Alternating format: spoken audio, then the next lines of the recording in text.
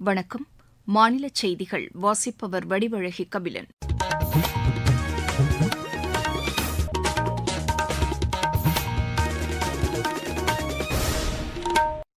தலைப்புச் செய்திகள்.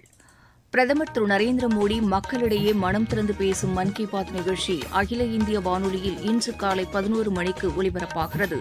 தமிழ், ஹிந்தி மொழிகளுக்கிடையே எந்த போட்டியும் இல்லை என்று பாதுகாப்புத்துறை அமைச்சர் திரு ராஜ்நாத் சிங் கூறியுள்ளார். சிறுபான்மையினர் நலனை பாதுகாக்க மாநில அரசு பல்வேறு நடவடிக்கைகளை மேற்கொண்டு வருவதாக முதலமைச்சர் திரு மு க ஸ்டாலின் தெரிவித்துள்ளார். நீட் தேர்வு விவகாரத்தில் தமிழகத்தை ஆளும் திமுக அரசு மாணவர்களை ஏமாற்றி வருவதாக அஇஅதிமுக பொதுச் செயலாளர் திரு எடப்பாடி பழனிசாமி கூறியுள்ளார். ஸ்பெயின் சர்வதேச டென்னிஸ் போட்டியில் இந்தியாவின் அனிருத் சந்திரசேகர், ஸ்பெயினின் டேவிட் வேகா ஹெர்னாண்டஸ் இணை பட்டம் வென்றது. இனி விரிவான செய்திகள். பிரதமர் திரு நரேந்திர மோடி மக்களிடையே மனம் திறந்து பேசும் மன் கி பாத் நிகழ்ச்சி அகில இந்திய வானொலியில் இன்று காலை 11 மணிக்கு ஒலிபரப்பாகிறது. நாட்டில் உள்ள அனைத்து வானொலி நிலையங்களும் இதனை அஞ்சல் செய்யும். பிரதமர் உரை முடிந்தவுடன் அதன் தமிழாக்கத்தை சென்னை அகில இந்திய வானொலி ஒலிபரப்பு செய்கிறது. இது இரவு 8 மணிக்கு மறு ஒலிபரப்பும் செய்யப்பட உள்ளது. தமிழகம் மற்றும் புதுச்சேரியில் உள்ள அனைத்து வானொலி நிலையங்களும் இதனை அஞ்சல் செய்யும். தமிழ், ஹிந்தி மொழிகளுக்கிடையே எந்த போட்டியும் இல்லை என்று பாதுகாப்புத்துறை அமைச்சர் திரு ராஜ்நாத் சிங் கூறியுள்ளார். பிஜேபி மகளிர் அணி சார்பில் புதுதில்லியில் ராணி வேலு நாச்சியாரின் வீரத்தை போற்றும் வகையில் நடைபெற்ற நிகழ்ச்சியில் பேசிய அவர், இந்திய சுதந்திர போராட்டத்தில் ராணி வேலு நாச்சியாரின் பங்களிப்பு ஒரு பொற்காலம் என்றார். பிரதமர் திரு நரேந்திர மோடி தலைமையிலான மத்திய அரசு பெண்களின் திறமை மீது முழு நம்பிக்கை வைத்திருப்பதாக கூறிய அவர், பெண்களுக்கு அதிகாரம் அளிக்க பிஜேபி உறுதி பூண்டுள்ளதாகவும் கூறினார். ஹிந்தி மொழிக்கும் தமிழ் மொழிக்கும் இடையே சர்ச்சையை ஏற்படுத்த சிலர் முயற்சிப்பதாக கூறிய அவர், இந்திய மொழிகளுக்கிடையே இதுபோன்ற எந்த சர்ச்சையும் இல்லை என்றும், மாறாக அனைத்து மொழிகளுக்கும் இடையே ஒற்றுமை நிலவுவதாகவும் திரு ராஜ்நாத் சிங் தெரிவித்தார். பிஜேபி மகளிர் அணி தலைவர் திருமதி வானதி ஸ்ரீனிவாசன், தில்லி முதலமைச்சர் திருமதி ரேகா குப்தா உள்ளிட்டோர் இந்த நிகழ்ச்சியில் கலந்து கொண்டனர். நாட்டில் சூரிய சக்தி மின் உற்பத்தி திறன் கடந்த 10 ஆண்டுகளில் 3580% அதிகரித்துள்ளதாக மத்திய புதுப்பிக்கத்தக்க எரிசக்தித்துறை அமைச்சர் திரு பிரல்ஹாத் ஜோஷி தெரிவித்துள்ளார். அகமதாபாத்தில் நிகழ்ச்சி ஒன்றில் பேசிய அவர், 2030ஆம் ஆண்டுக்குள் சூரிய சக்தி மின்சாதன உற்பத்தி 150 ஜிகாவாட் அளவிற்கு அதிகரிக்கப்படும் என்றார். புதுப்பிக்கத்தக்க எரிசக்தி உற்பத்தியில் உலக அளவில் இந்தியாவின் நிபுணத்துவம் அதிகரித்து வருவதாகவும் அவர் குறிப்பிட்டார். பிரதமர் திரு நரேந்திர மோடியின் தலைமையில் இந்தியா ஏற்படுத்தியுள்ள சர்வதேச சூரிய சக்தி கூட்டணி உலக அளவில் சூரிய சக்தி மின் உற்பத்தியை விரைவுபடுத்தும் என்றும் திரு பிரல்ஹாத் ஜோஷி நம்பிக்கை தெரிவித்தார். சிறுபான்மையினர் நலனை பாதுகாக்க மாநில அரசு பல்வேறு நடவடிக்கைகளை மேற்கொண்டு வருவதாக முதலமைச்சர் திரு மு க ஸ்டாலின் தெரிவித்துள்ளார். சென்னை கொளத்தூரில் நடைபெற்ற ரமலான் நிகழ்ச்சியில் பேசிய அவர், இஸ்லாமியர்களின் நலனை பாதுகாக்கும் இயக்கமாக திமுக இருக்கும் என்றார். கல்வி வளர்ச்சி, இடஒதுக்கீடு மூலமாக இஸ்லாமியர்களுக்கு சமூக நீதி கிடைப்பதற்கான அனைத்து முயற்சிகளையும் திமுக அரசு மேற்கொண்டு வருவதாகவும் திரு மு க ஸ்டாலின் தெரிவித்தார். கல்லூரிகளில் ராக்கிங்கை தடுக்க சிறப்பு குழு அமைத்து கண்காணிக்கப்படுவதாக மாநில உயர்கல்வித்துறை அமைச்சர் திரு கோவி செழியன் தெரிவித்துள்ளார். ஈரோட்டில் செய்தியாளர்களிடம் பேசிய அவர், மாணவர்கள் கல்லூரிக்கு வருவது முதல் வீடு திரும்பும் வரை கண்காணிக்கப்படுவதாக தெரிவித்தார்.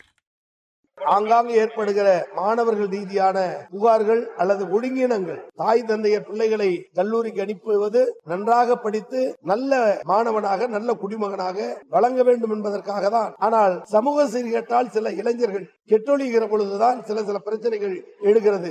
அவைகளை முழுமையாக கண்காணிக்க முதல்வர் தலைமையில் துறை தலைவர்கள், மாணவ பிரதிநிதிகள், பெற்றோர் ஆசிரியர் சங்கத்துடைய பிரதிநிதிகள், பொது நல விரும்பிகள் உள்ளடங்கிய ஒரு குழுவை விரைவில் அனைத்து கல்லூரிகளிலும் அமைக்க சொல்லி முதலமைச்சர் உத்தரவிட்டிருக்கிறார். அதன்படி அனைத்து கல்லூரிகளிலும் இந்த குழு காலை மாணவர்கள் வருவது முதல் மாலை வீடு திரும்புவதற்கு அனுப்புகிற வரை கண்காணிக்கின்ற படலமும் தொடர இருக்கிறது.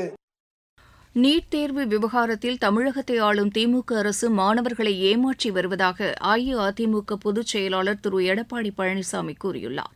அவர் வெளியிட்டுள்ள சமூக வலைதள பதிவில், நீட் தேர்வு அச்சத்தால் சென்னையில் மாணவி ஒருவர் உயிரிழந்திருப்பது அதிர்ச்சி அளிப்பதாக குறிப்பிட்டுள்ளார். ஆட்சிக்கு வந்தால் தமிழகத்தில் நீட் தேர்வே இருக்காது என்று பொய்யான வாக்குறுதியை அளித்து ஆட்சிக்கு வந்த திமுக இத்தேர்வை ரத்து செய்ய எந்த நடவடிக்கையும் எடுக்கவில்லை என்று திரு எடப்பாடி பழனிசாமி குற்றம் சாட்டியுள்ளார். நீங்கள் கேட்டுக்கொண்டிருப்பது மாநில செய்தி அறிக்கை. மக்களின் மனதை வென்ற மத்திய அரசின் பட்ஜெட். தனிநபர் வருமான வரி விலக்கிற்கான உச்சவரம்பு 12 லட்சம் ரூபாயாக உயர்வு. தமிழகத்தின் ரயில்வே திட்டங்களுக்காக 6626 கோடி ரூபாய் நிதி ஒதுக்கீடு. நாடு முழுவதும் உள்ள அரசு பள்ளிகளில் 50,000 அடல் ஆய்வகங்கள். 36 வகை உயிர்காக்கும் மருந்துகளுக்கு சுங்க வரியிலிருந்து விலக்கு. மாவட்டம் தோறும் அரசு மருத்துவமனைகளில் புற்றுநோய் சிகிச்சை பராமரிப்பு மையங்கள். லித்தியம் பேட்டரிக்கான சுங்க வரி ரத்து.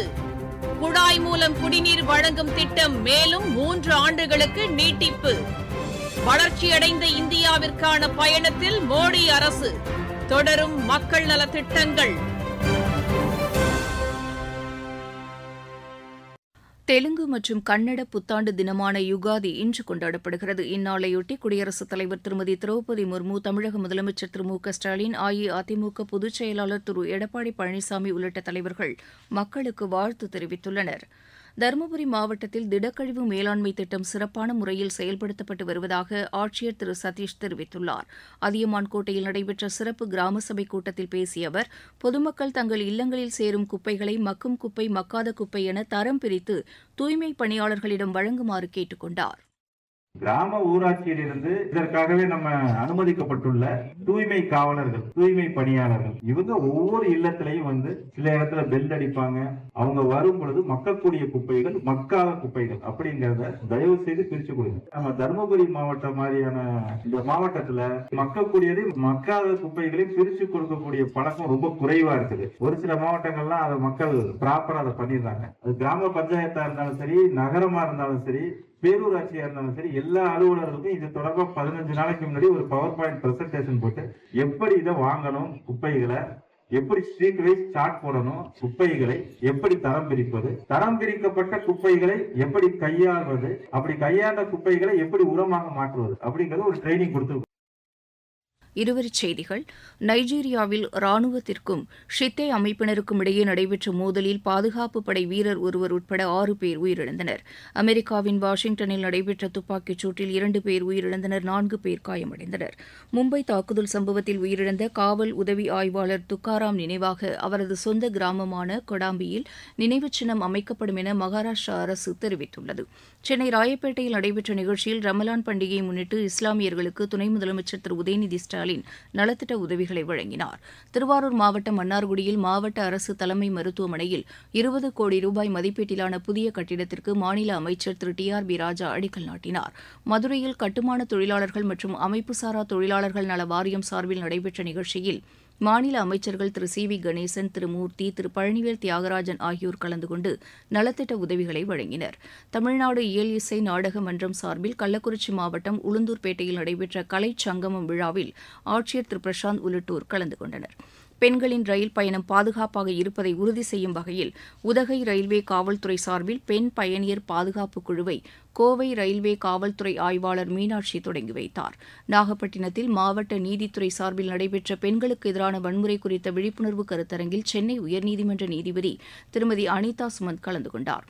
இந்திய தர நிர்ணய அமைவனத்தின் மதுரை கிளை சார்பில் குடிநீர் தயாரிப்பு தர கட்டுப்பாடு பணியாளர்களுக்கான 2 நாள் பயிற்சி வகுப்பு தஞ்சாவூரில் நேற்று நடைபெற்றது. விளையாட்டுச் செய்திகள். ஸ்பெயின் சர்வதேச டென்னிஸ் போட்டியில் இந்தியாவின் அனிருத் சந்திரசேகர் ஸ்பெயினின் டேவிட் வேகா ஹெர்னாண்டஸ் இணை பட்டம் வென்றது. ஆடவர் இரட்டையர் பிரிவு இறுதி ஆட்டத்தில் இந்த இணை 6-4, 6-4 என்ற செட் கணக்கில் பிரான்சின் கிரிகோயர் சாக் பிரேசிலின் ஆர்லாண்டோ லஸ் இணையை வென்றது. சென்னையில் நடைபெற்று வரும் சர்வதேச டேபிள் டென்னிஸ் போட்டியில் இந்தியாவின் மானவ் தாக்கர் அரையிறுதிக்கு முன்னேறியுள்ளார். IPL கிரிக்கெட் போட்டியில் மும்பை அணிக்கு எதிரான ஆட்டத்தில் 36 ரன் வித்தியாசத்தில் குஜராத் அணி வெற்றி பெற்றது. இன்று நடைபெறவுள்ள ஆட்டங்களில் தில்லி ஹைதராபாத் அணியையும் ராஜஸ்தான் சென்னை அணியையும் எதிர்கொள்கின்றன. ஃபிஃபா கால்பந்து போட்டியில் இந்தியா பிரேசில் அணிகளுக்கு இடையேயான ஆட்டம் இன்று நடைபெறுகிறது. சென்னையில் இப்போட்டி இரவு 7 மணிக்கு தொடங்குகிறது. மீண்டும் தலைப்புச் செய்திகள். பிரதமர் திரு நரேந்திர மோடி மக்களிடையே மனம் திறந்து பேசும் மன் கி பாத் நிகழ்ச்சி அகில இந்திய வானொலியில் இன்று காலை 11 மணிக்கு ஒலிபரப்பாகிறது. தமிழ், ஹிந்தி மொழிகளுக்கிடையே எந்த போட்டியும் இல்லை என்று பாதுகாப்புத்துறை அமைச்சர் திரு ராஜ்நாத் சிங் கூறியுள்ளார். சிறுபான்மையினர் நலனை பாதுகாக்க மாநில அரசு பல்வேறு நடவடிக்கைகளை மேற்கொண்டு வருவதாக முதலமைச்சர் திரு மு க ஸ்டாலின் தெரிவித்துள்ளார். நீட் தேர்வு விவகாரத்தில் தமிழகத்தை ஆளும் திமுக அரசு மாணவர்களை ஏமாற்றி வருவதாக அஇஅதிமுக பொதுச் செயலாளர் திரு எடப்பாடி பழனிசாமி கூறியுள்ளார். ஸ்பெயின் சர்வதேச டென்னிஸ் போட்டியில் இந்தியாவின் அனிருத் சந்திரசேகர் ஸ்பெயினின் டேவிட் வேகா ஹெர்னாண்டஸ் இணை பட்டம் வென்றது. இத்துடன் இந்த செய்தி அறிக்கை நிறைவு பெற்றது.